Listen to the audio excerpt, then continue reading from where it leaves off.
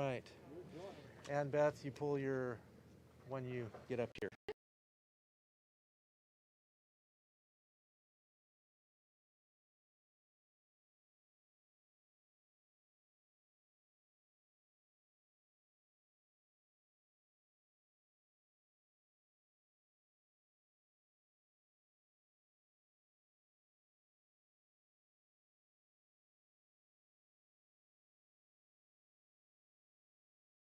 Outside of Oroville, on the shores of Oroville Lake.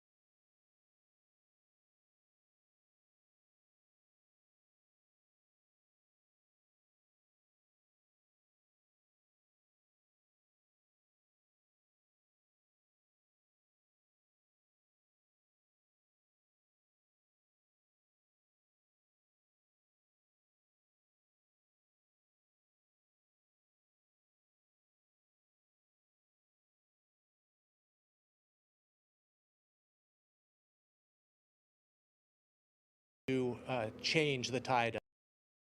We really, as a society, as California, to make our forests healthy again.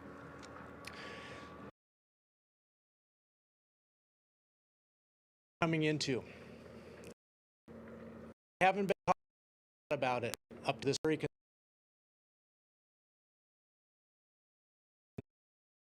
conditions.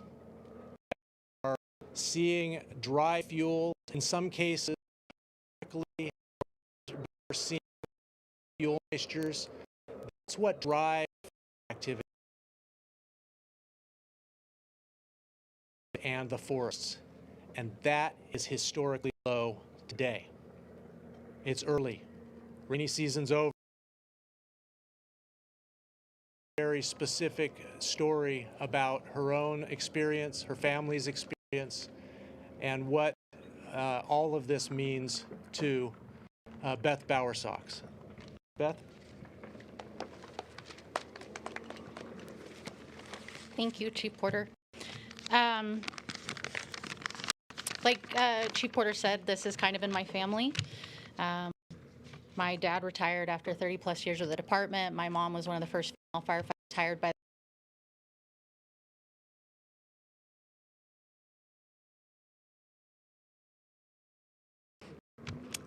in 2018, nearly at the end of a 12-hour shift, I, in my capacity as a communications operator here in the Butte unit, dispatched what would end up becoming the state's deadliest and most destructive fire. I didn't know at the time, while naming it the Camp Fire, that in the following 24 hours, it would lead me to having to evacuate my own home in Paradise, which did burn, but fortunately, due to the quick actions of CAL FIRE engines in the area and my own defensible space, survived. I took hundreds of 911 calls, some from friends and neighbors, some who passed. Hearing about the innumerable losses suffered by my coworkers, many of whom were out fighting fire as their homes burned, and then finding out that my own brother and one of his firefighters were injured by an exploding propane tank. The damage the fire caused to the communities of Concow, Paradise, Butte Creek Canyon, and Magalia was unimaginable. And yet, less than 2 years later, we were experiencing the exact same thing in the communities of Berry Creek, Feather Falls, Forbstown, and Brush Creek with the 2020 Earth Complex. Once again, I had to evacuate my own home, help friends evacuate theirs, and see the incalculable losses suffered from fellow firefighters, coworkers, and friends to fire.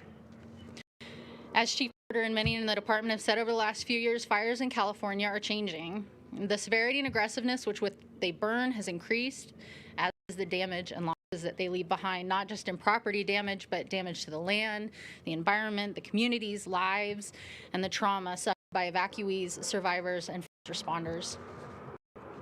Because of these changes, we also have to change. The tactics we use cannot just be offensive, but also be defensive. And while CAL FIRE has worked diligently and tirelessly over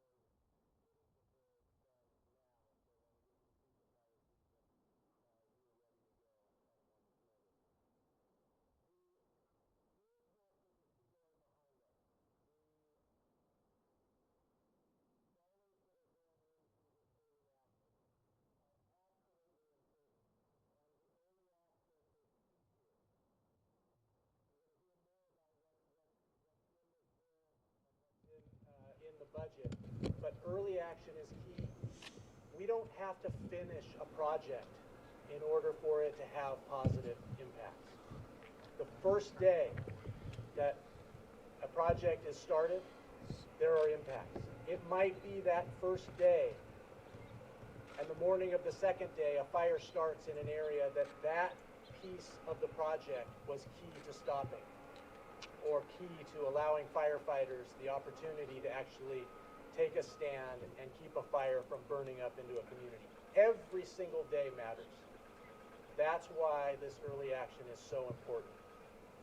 And with that concept, keep that concept in mind, I'd like to bring up Assemblymember Bloom and for your remarks. Thank you.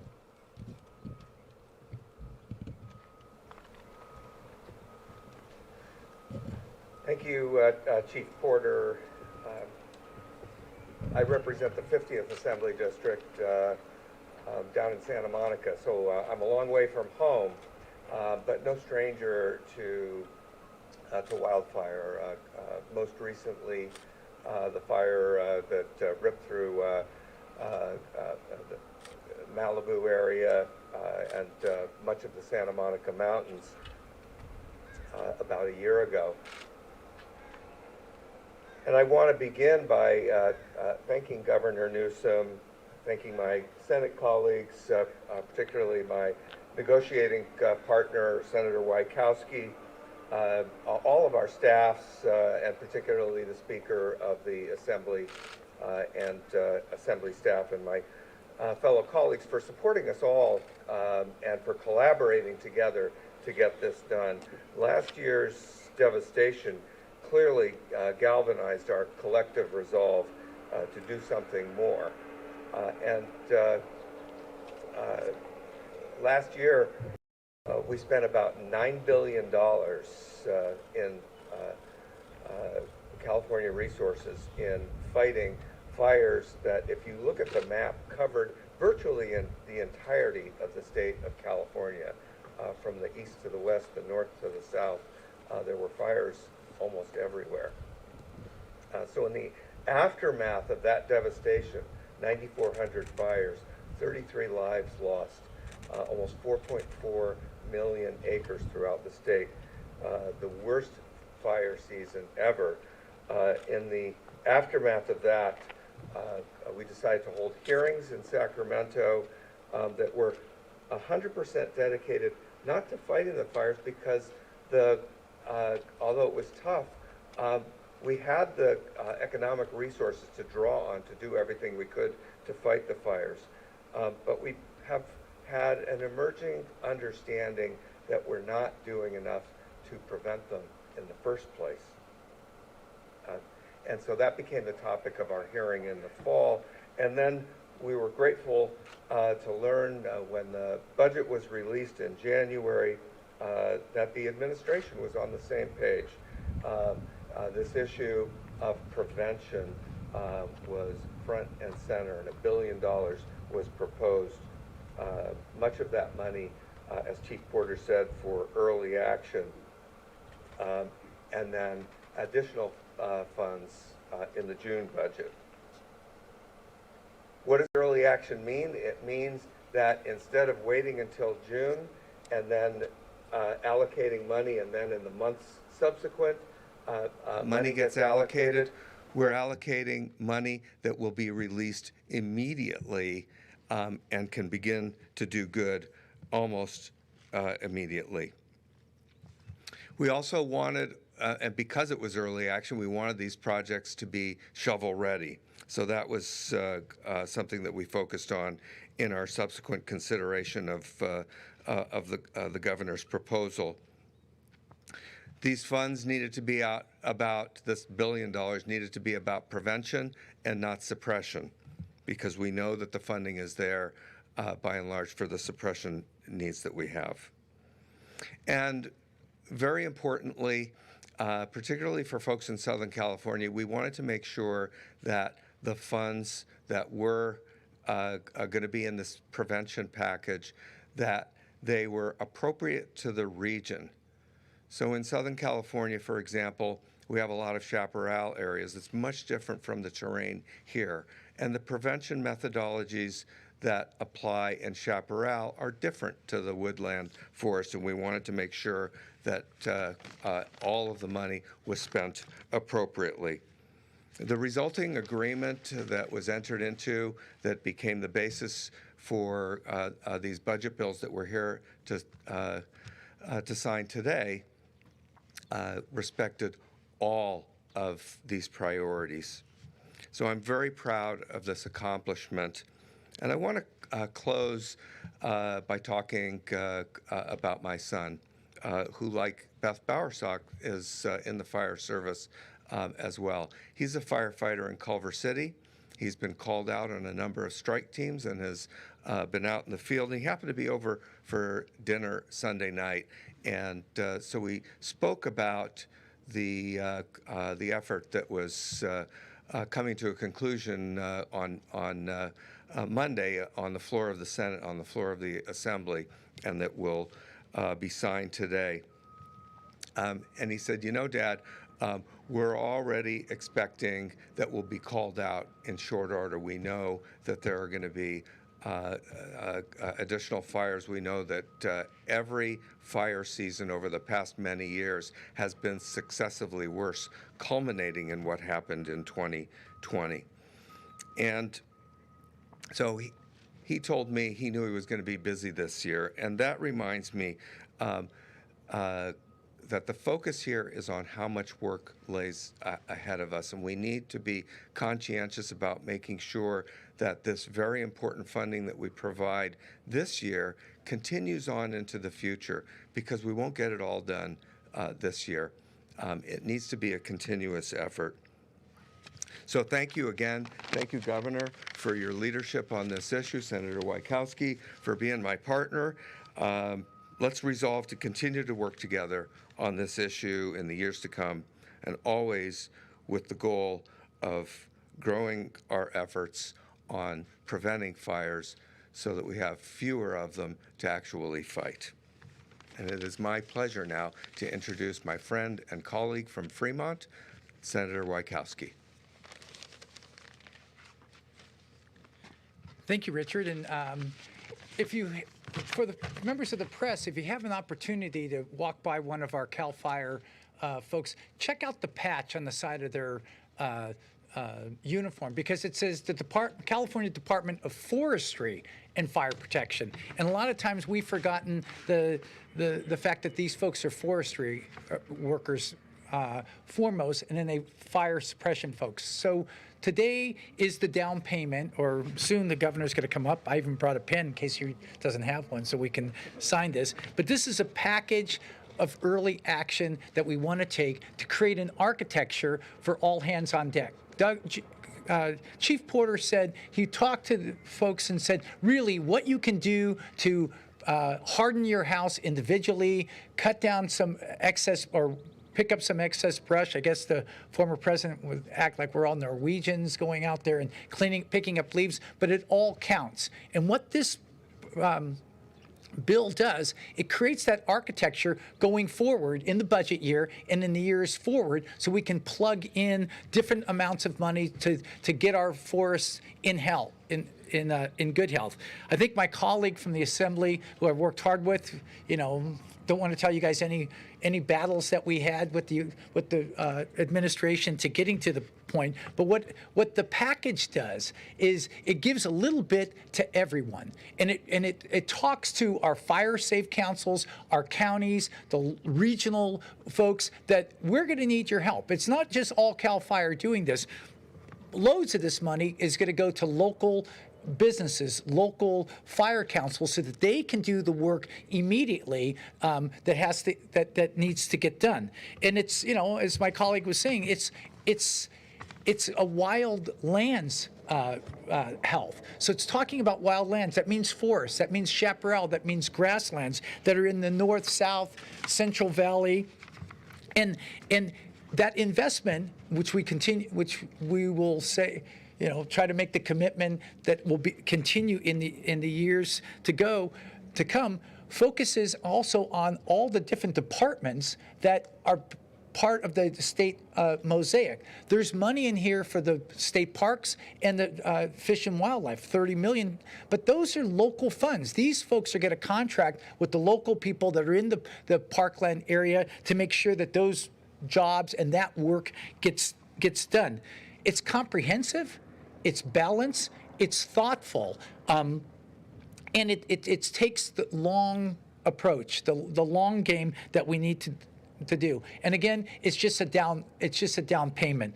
I'm not going to bore you with every little detail of what the package does. I will say, as you can catch from a theme of my remarks, while we have $25 million in economic stimulus for jobs embedded in all the programs, whether we're doing fuel breaks or home hardening or the wildlands health, are local jobs that are in there. So I'm tickled silly to be here in Oroville, Lake Oroville, to be with the governor to sign this.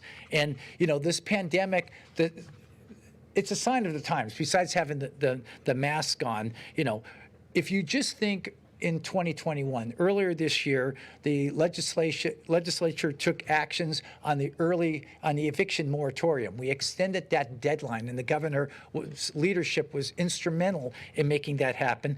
And just around Valentine's Day, I guess it was, we had this massive stimulus program to cover relief from COVID-19. And here we are at our third early action, massive investment of $536 million for fire prevention, and it's April 13th. I'm delighted to be called upon to introduce the governor of the state of California, who understands this, whose leadership continues to be instrumental in bringing the forestry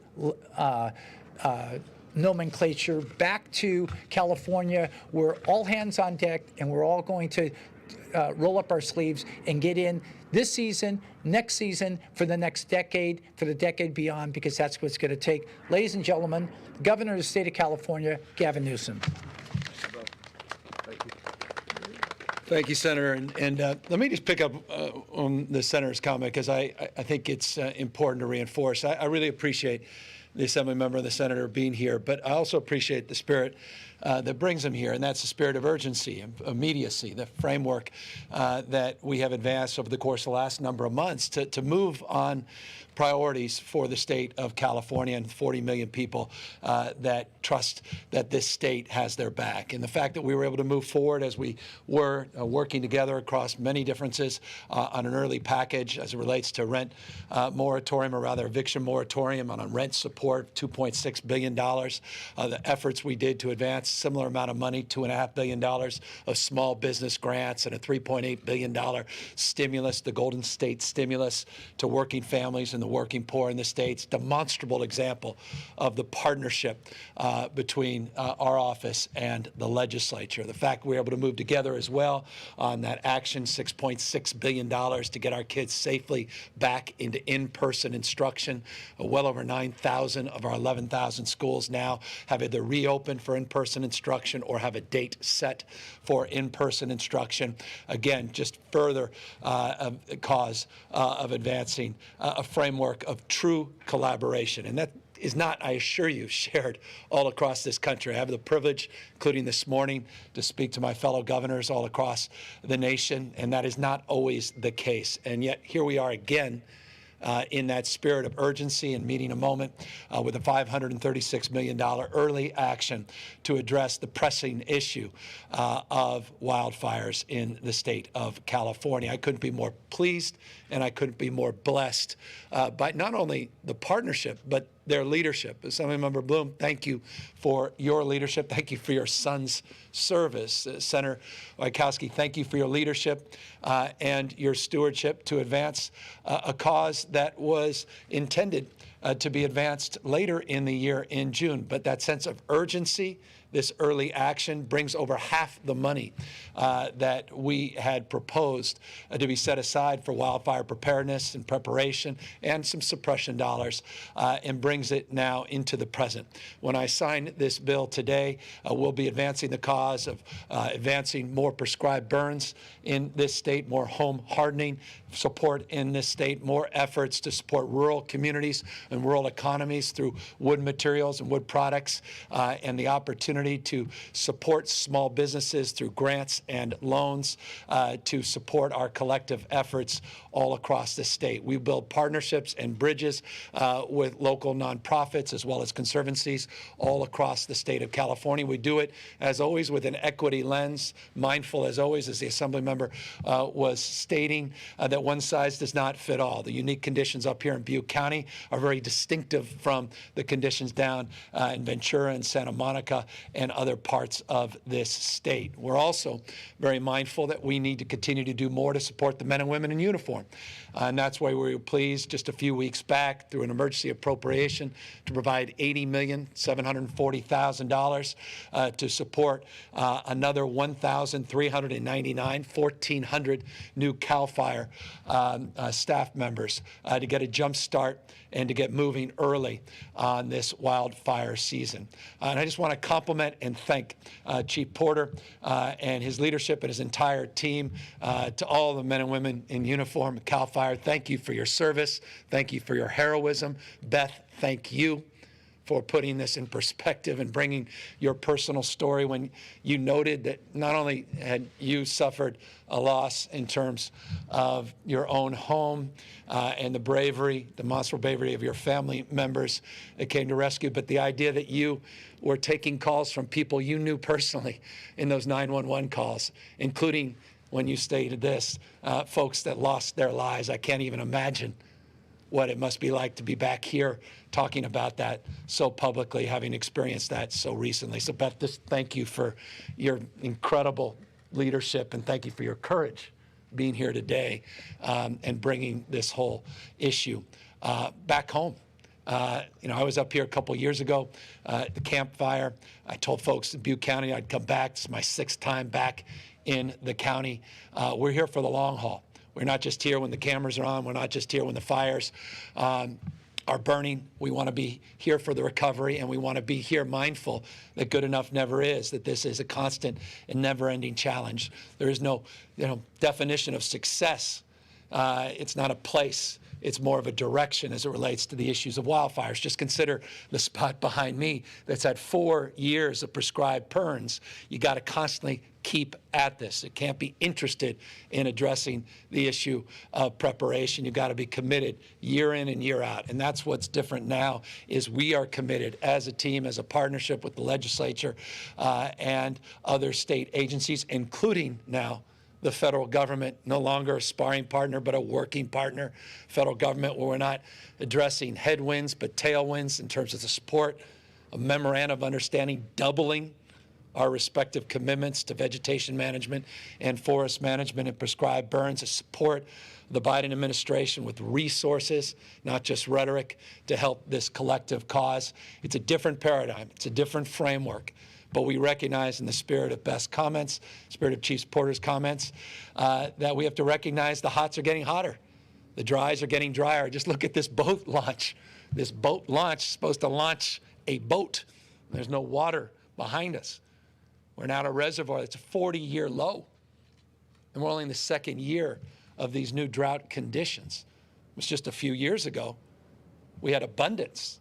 Not only the hots are getting hotter, the dry is getting drier, but the wets are getting wetter with these atmospheric rivers. And you saw that flow that impacted the spillway here at Oroville Dam. And so these extremes in fire, extremes in fire conditions, fire weather, where you're seeing, as we were down at Shaver Lake just a week or so ago, and we were discussing the magnitude of I think, 371,000 acre fire up there in Fresno County that took literally the snow and precipitation ultimately to put that wildfire out. We talked about that cumulus cloud that went up and literally created its own weather conditions, some 50,000 feet up. These are extremes the likes of which these men and women in uniform have never experienced, and neighbors, friends, family have never experienced. So as a consequence, we got to change our approach, change our strategies, and we need to step up our efforts. So this is a down payment, as was noted. This is not the totality of our efforts. Another 1,400 firefighters.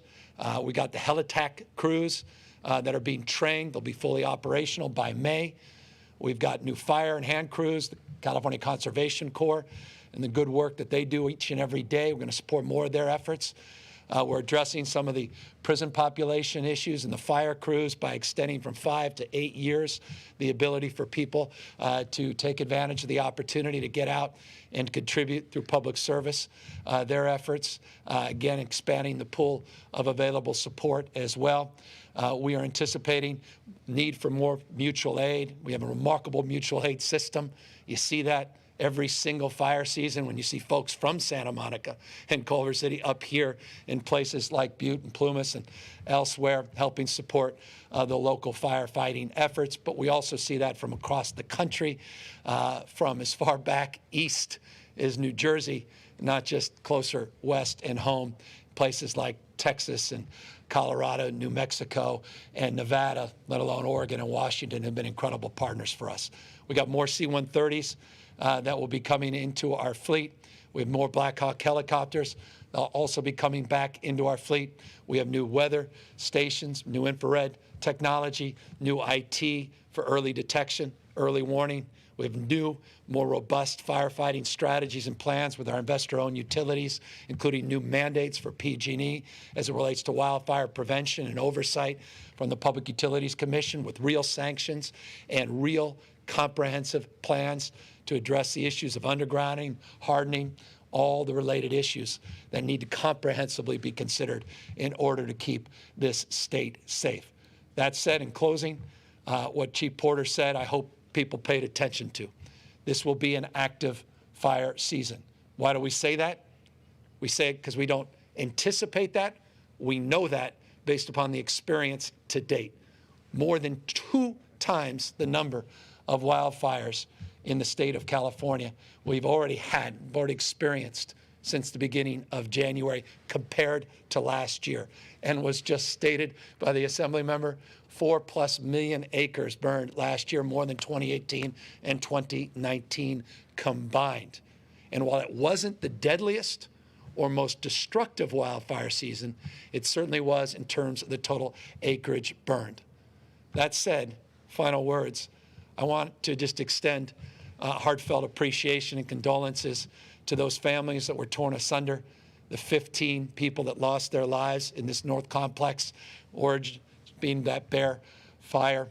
A young man, 16 years old, from nearby county, Berry Creek, our city rather, community, who lost his lives, the Williams family. And just want to extend our gratitude for those families' resilience and their commitment to the collective cause in memory of those who lost their lives. This was the most deadly wildfire complex in California last year. Was the 5th deadliest in the history of the state. And this complex represented the 6th largest wildfire in California's recorded history. We talk in terms of records because every year we seem to break these records. But this year, we're also breaking another record, and that's a commitment to put real working capital to address some of the root causes, to focus in on our prevention and fuel breaks, and to invest an historic amount of money in preparation of this year's fire season. Final words. I want to just pay note to what is grabbing a lot of attention, and that's as relates to the issue of the J&J vaccine here in the state of California. J&J represents about 4% of our weekly allocation in this state. It will not materially impact our ability to fulfill our expectations and commitment to provide enough vaccine to fully vaccinate all those that seek to get vaccinated so that we could begin to more fully open our economy by June 15th. We will not delay our efforts later this week to open up vaccine eligibility to all Californians 16 and over. That's on track. Many counties and cities have already moved in that direction. We anticipate more Moderna and Pfizer vaccine this week compared to the week prior, and our pharmacies anticipate getting more direct allocation of those same 2 vaccines later this week. 6.85 million J&J vaccines have been administered in the state, including into my arm. The J&J vaccine has been extraordinarily safe, save for 6 specific reported instances that the CDC and the FDA have highlighted today. That's less than 1 in a million incidences that were deemed severe, and tragically, 1 individual lost her life. It's impacted women 18 to 48 years old. We will learn more about some of the nuances and details in terms of where those vaccines were administered and who those individuals are in the days and weeks. We met virtually today with Dr. Fauci and the task force, the White House, and governors from all across the country to be briefed on this decision that was made less than 24 hours ago. We are aligned, not surprisingly, our efforts here by pulling the J&J vaccine from our clinics and our distribution network. We have 8,800 individuals that have current reservations on the My Turn app, and we're working to convert those reservations to Moderna and Pfizer alternatives in real time. More information will be forthcoming on that. Continue to make the case these vaccines are safe and effective. 23 million doses have been administered in the state of California, more than all but 5 other nations in the world, more than 7 million doses than any other state in our nation. We have the lowest positivity rate, not just the highest number of administered vaccine doses in the nation, 1.5% positivity rate today, 1,568 individual cases, among the lowest number of cases reported in some time. Tragically, though, 9 people did indeed lose their lives. This pandemic disease remains deadly. And the way we defeat this disease, the way we turn the page, is we get vaccinated. The sooner we get vaccinated, the sooner we open up our businesses without any restrictions. 4 new counties today moved into less restrictive tiers. That's encouraging and good news. We hope to eliminate that blueprint as early as June 15th, but we can't do that unless people get vaccinated. And we are mindful that with the J&J, our ability to do as much as we had anticipated this week and over the next few weeks is impacted, but our medium and long-term goals are not impacted because of the abundance of Moderna and Pfizer vaccines that we indeed anticipate, not only this week compared to next week, but also in the subsequent and upcoming weeks. And so we were assured of that again today in our conversation with the White House, and we continue to be mindful that as a Western states collaborative, we also have a role to play in the safety and the efficacy. And our Western States Safety Advisory Task Force is meeting later today, and will be reviewing the decision from the CDC and the FDA for consideration and concurrence as well. And so that's just, forgive me, long-winded perhaps, but an important, I hope, comprehensive update on where we are with the J&J vaccine and where we are on our vaccine efforts more broadly. But again, we're here for a purpose, and that is to sign this bill. With that, though, I'll take some questions, but we are here indeed with Senator Okowski's pen to make sure that this bill is signed before we adjourn. With that, we're happy to take any questions. Hi, Governor. Sophia Bolag here from the Sacramento Bee. You mentioned that the state has experienced the past 2 years of drought conditions. There's a bipartisan group of lawmakers that are calling on you to declare a drought emergency. You said last week you're not planning to do that. I'm hoping you can explain in a bit more detail the scientific threshold that you see for declaring a drought emergency and why California hasn't reached that yet. Well, we have drought conditions, and I've maintained, as I stated last week very clearly as well, we are an iterative process, open argument, and we are working with our partners across the spectrum, including conversation I had with the Interior Secretary yesterday on this topic, among a number of other topics. And so we have here today, just coincidentally, Wade Crowfoot, head of our resource agency, who ran point for the Brown administration on all things drought. And I may take advantage now of his being here and ask him to come up and say a few additional words on the topic of drought conditions versus drought emergency and where we are in the process of making an ultimate determination on your question. Wade? Thanks so much, Governor. I'm Wade Crowfoot. I'm the Secretary for Natural Resources. So emergency proclamations obviously provide the governor certain powers that he would not have under normal circumstances. And as a result, emergency declarations are considered very carefully given the change of authorities that provides. To date, our agencies, mine included, have been coordinating for several months to prepare for the conditions we now experience. And we're taking a number of actions, preparatory actions, whether it's on the environmental side or to ensure emergency water supplies to communities who may need it later in the drought. And all of those actions are possible under normal authorities. As the governor said, we're monitoring conditions in real time, including Lake Oroville behind us. And the governor's made very clear that he welcomes recommendations to change our actions, including consideration of a drought proclamation of emergency as conditions dictate. Do you think it's possible that we'll reach that point this year? Well, I've learned a couple of things helping to manage drought response, and one of them is to avoid making predictions. So we will continue to work closely with impacted agricultural communities, as well as those agencies protecting fish and wildlife. And just as soon as we need additional actions and the consideration of an emergency proclamation to take specific actions we couldn't otherwise take, certainly the governor's asked us to raise those points with him. I can assure you, look, we've been having this conversation for a number of months now.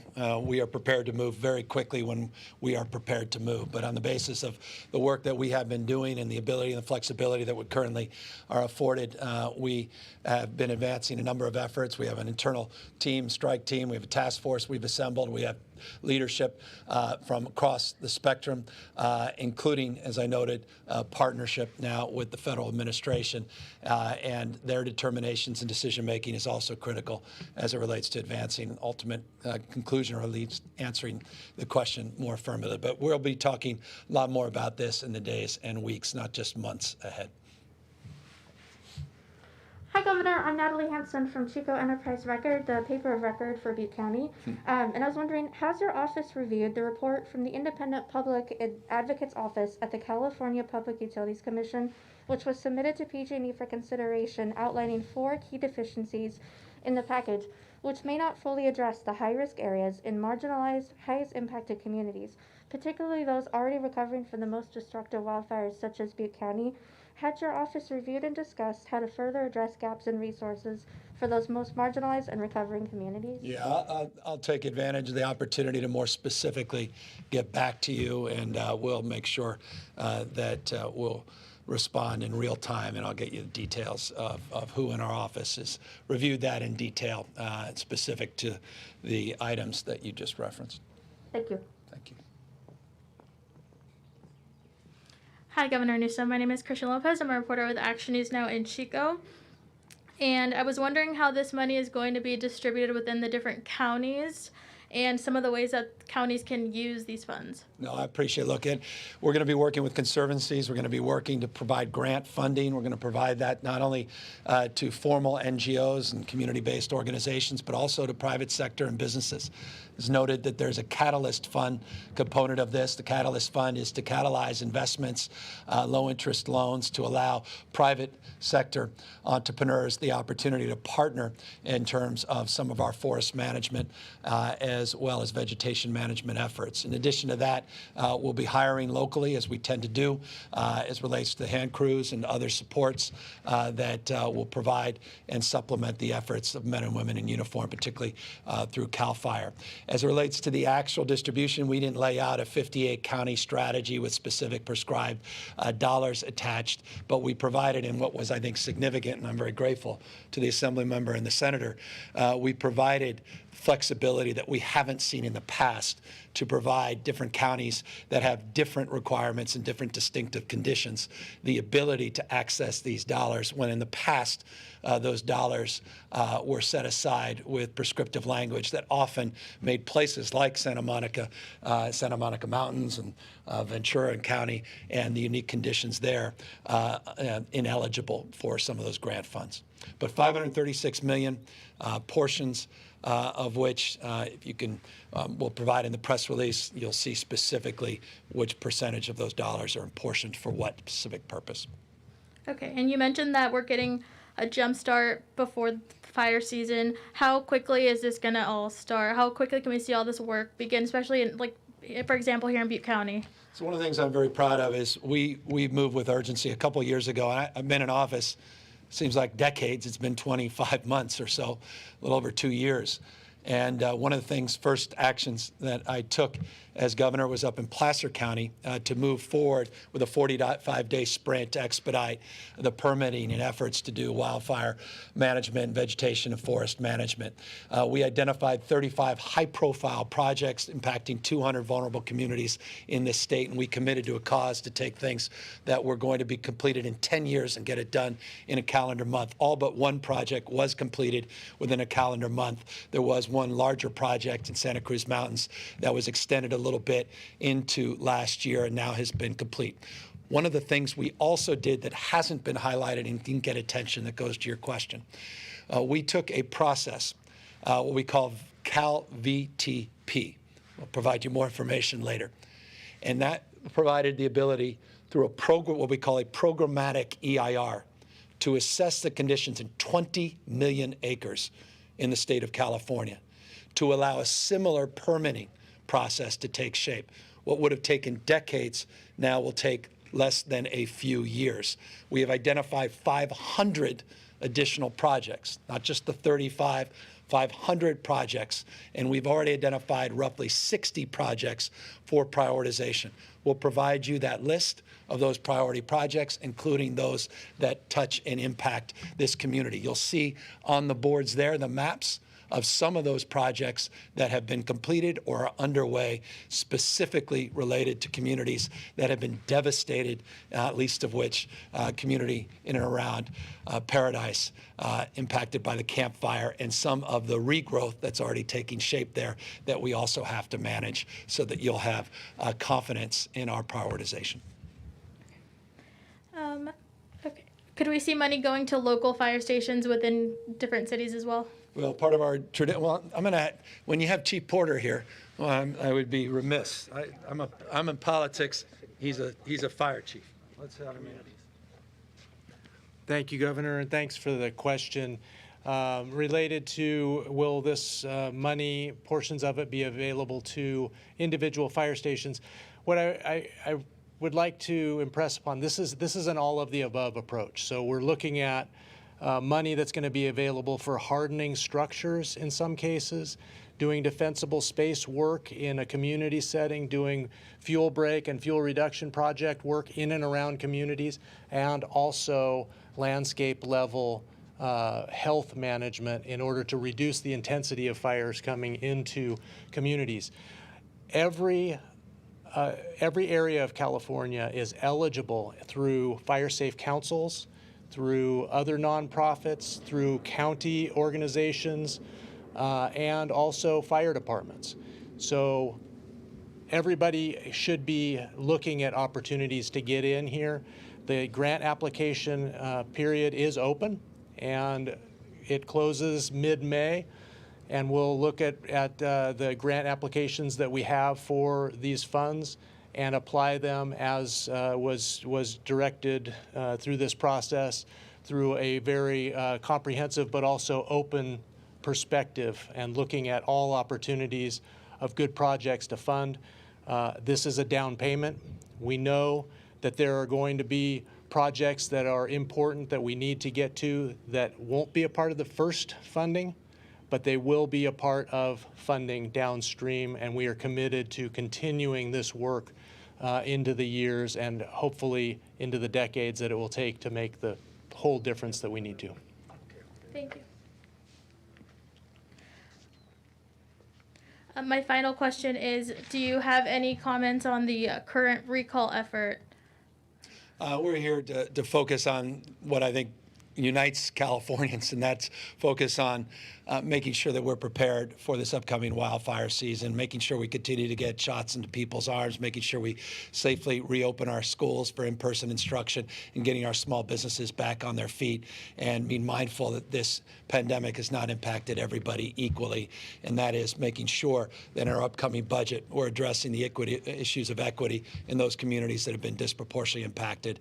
On that spirit, one community that has been disproportionately impacted by wildfires is this community, this county in particular, Butte County, and we're really pleased to be back here to make the case anew that we have your back, and we're going to do everything in our power to make sure that we keep you as safe as humanly possible, mindful that Mother Nature is, as some people say, chemistry, biology, and physics. She bats last, she bats 1,000.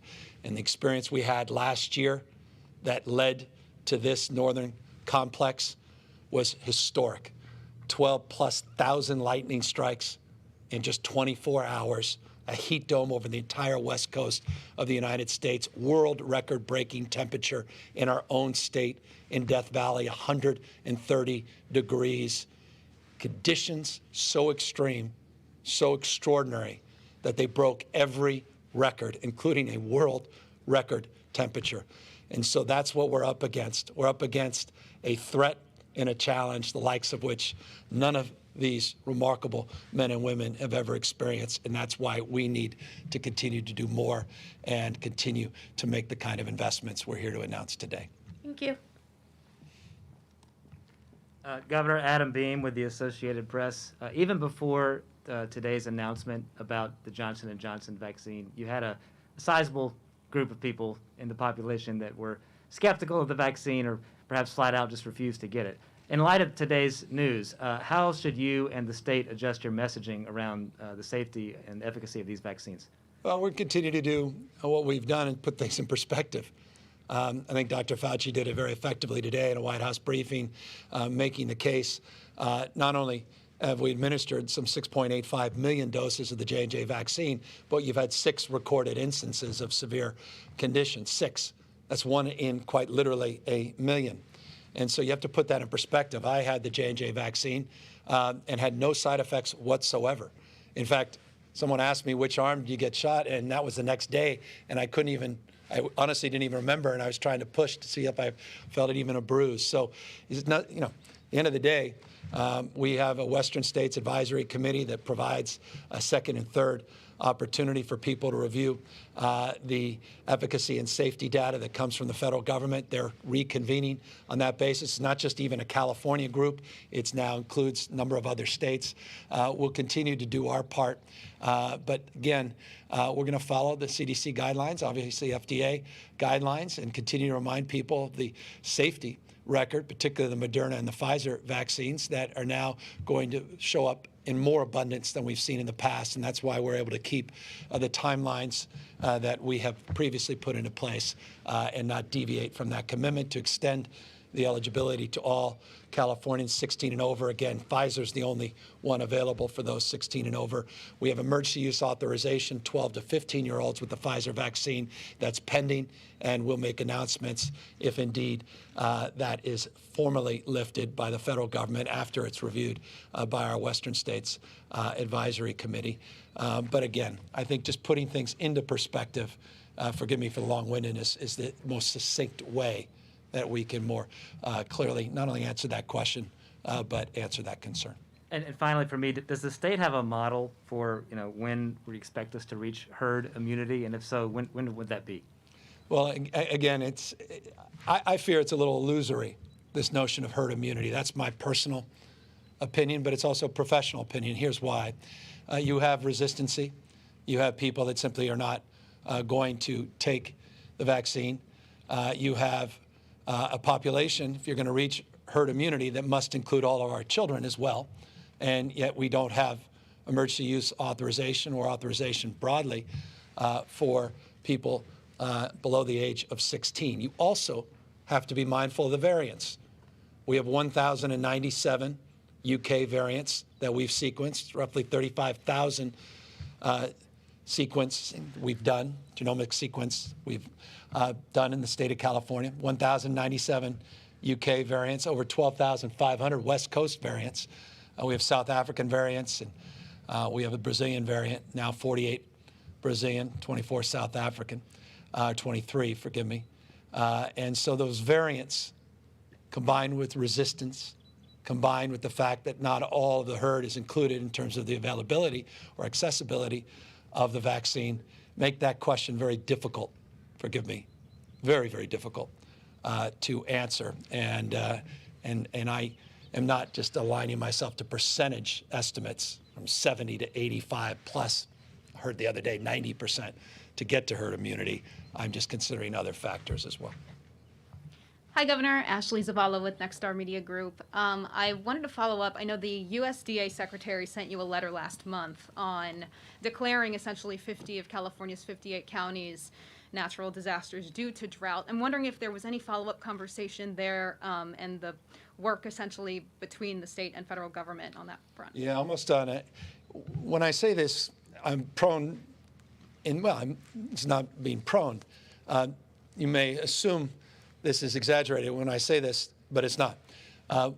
Daily, we're in conversations, at least Monday through Friday, with the federal government, including, as I noted yesterday, with the Interior Secretary. I also had a conversation last week with Secretary Vilsack, and we continue not only to have those direct dialogues, but our staffs on a consistent basis dialoguing around all things related to water, voluntary agreements, issues of drought declarations, drought emergencies, drought conditions not only in the state, but across the western United States, where 77% of the West is in what they refer to broadly as a mega drought. We're mindful of the snowpack survey that was just completed. The Department of Water Resources already put out letters going back weeks ago to water users as it relates to our own water scarcity and considerations and concerns. We have a playbook that was led by Wade Crowfoot as it relates to the last 5-year drought that was dusted off months ago. We have executive orders that have already been drafted but haven't yet been signed. We are dealing in this iterative back and forth with the federal government, trying to figure out federal allocations versus state allocations. We're mindful of the unique conditions up north as it relates to what happens potentially the Klamath and the impacts that will have into California. Impacts obviously related to the Delta, impacts related to the Colorado River. All of these factors are considered more broadly in the dialogue and the engagement with our federal partners, state, local partners. And so, as I said, we are on top of this. We are mindful of the urgency as it relates to the anxiety now entering the second year of drought conditions. And we will be very, very forthright if we make a determination of drought emergency. But again, that has to come with certain benefits that otherwise couldn't be accrued without it. And as Secretary Crowfoot just mentioned, we're able to move on many different fronts without the official declaration of emergency. Thank you. When you were in the Central Valley last week and you were asked pretty much the same question about the state of emergency declaration, you did mention that you'd be making some announcements in this space in the coming days. I don't know if you just sort of teased that with drafting executive orders, but are those announcements coming? No, we have been. We've been working with our partners, our federal partners, our state partners. We've been making, well, Wade, why don't you talk more specifically, because he can talk to you in detailed terms of the work he's been doing within agencies and those efforts. Yeah, thanks so much. So, as I mentioned, Wade Crowfoot, Secretary for Natural Resources, as I explained in my last response, not a week goes by when we're actually considering additional actions we should be taking, either on the water management side or on protecting fish and wildlife or providing emergency support to impacted communities. The governor raised the Klamath River Basin, for example, as one area that's particularly hard hit by drought and has been the focus of 2 federal secretaries' attention in the last week, focused on providing resources to agricultural producers there. That's a really good example of where we're active in the last several days, working in partnership with our federal agencies to address that specific issue. So I think as it relates to the question, you'll hear more and more of our actions over time here as conditions dictate. We are monitoring these drought conditions in real time, and we'll take actions necessary to protect communities, obviously our economy, as well as our fish and wildlife.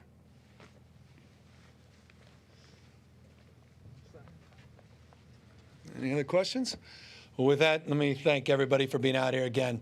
I want to just thank Beth, Chief Porter, thank the incredible leadership of Assembly Member and the Senator for being up, not only being up here, but for their ongoing leadership, not just stewardship, as it relates to the issue of wildfires and forest and vegetation management. Final point, I just want to reinforce this because it's incredibly important. This is just a down payment. This just gets the ball rolling. This is early action. This by no means, no stretch of the imagination is the final word on the state of California's efforts to lean in to this wildfire season. We have a plethora of other issues, including LIDAR technologies and new satellite technologies that will come to bear, new partnerships that are being advanced across the spectrum, new mutual aid strategies, new strategies on PSPS, we didn't even get to that, and more expectation, particularly from our IOUs, not least of which PG&E, particularly for those here in Northern California. And so we'll continue to be on top of this, continue to make statements public, and continue the hard work of making sure we manifest the expectations that we set out here today, because when we sign a bill, that doesn't solve a problem. It's the work that comes after that signing, and that's why I must now move to the signing part of this conversation. Thank you all for joining us, and why don't we go to the engine, just because it's so pretty. How do we want to do this? What do you think? What do you want to stand? Just like right here? You want to do it on the... Where you want? Is there like a place you guys had in mind? We're going to put you... Is this door open? Do you want to go sit in there? No, I don't want to. I'll just sit. Hop in. I'll hop. No, that gets a little too. I'll sit here. I'll sit here. Yeah, that's a little. All right. You can see we prepped for this. Drive around wasn't playing. Shall we? Let's go back. I'll trade you. It's already done.